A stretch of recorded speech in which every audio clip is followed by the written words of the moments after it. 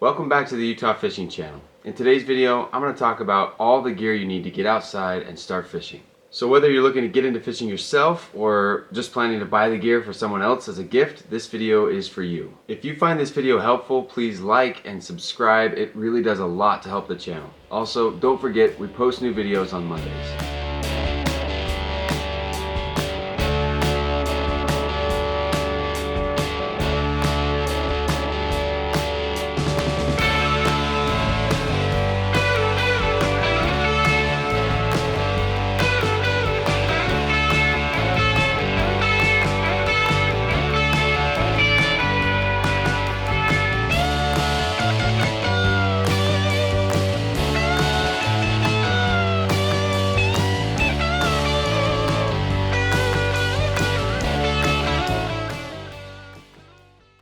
So obviously the first thing you're going to need is a rod.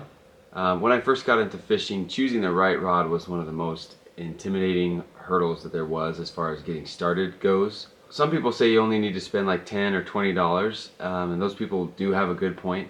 But there's other people who spend hundreds of dollars on rods, and they also have their reasons. I like to think that I'm somewhere in the middle. I think it's a good idea to have a decent rod, but I personally think it's a little silly to break the bank on something that doesn't necessarily guarantee you're going to catch more fish.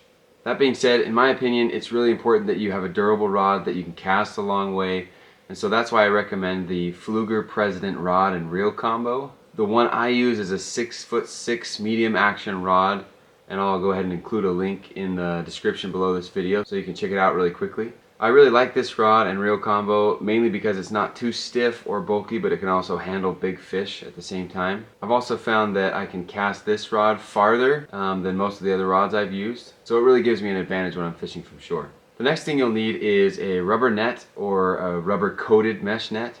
It's important that you have a net, and in particular a rubber net, if you plan to catch and release fish, because other materials that are used to make nets actually remove the protective slime on the fish's skin, and that makes them more susceptible to things like diseases and infections. It's also a lot less stressful on the fish if you hold them in the water when you remove the hook, and a net kind of gives you a good place to keep them contained while you are taking the hook out or taking a picture or getting ready to release the fish.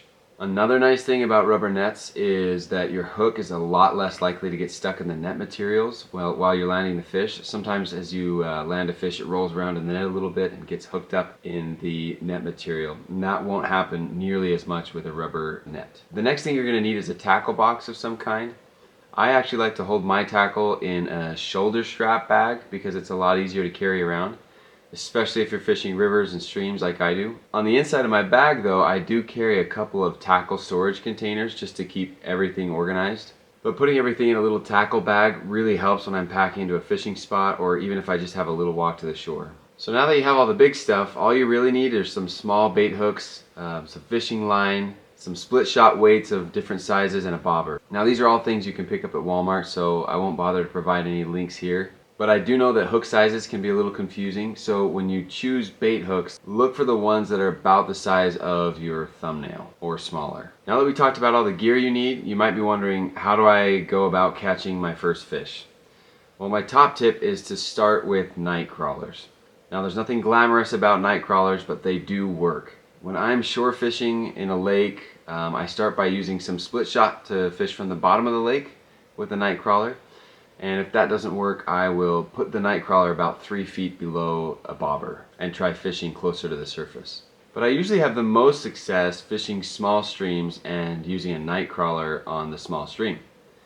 If you want to know how to find small streams and how to fish them, I've included a link to another video that you should see popping up in the top right hand corner of the screen. That's tricky because it's my left, but you're right.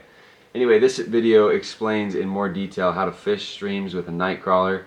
And it shows you the exact technique and how to fish it. In that video I'm using a fly rod, but the concept is the same with a regular spin rod, and you can fish night crawlers just the same way as you see in that video. So thanks again for watching, and I hope you found these tips helpful.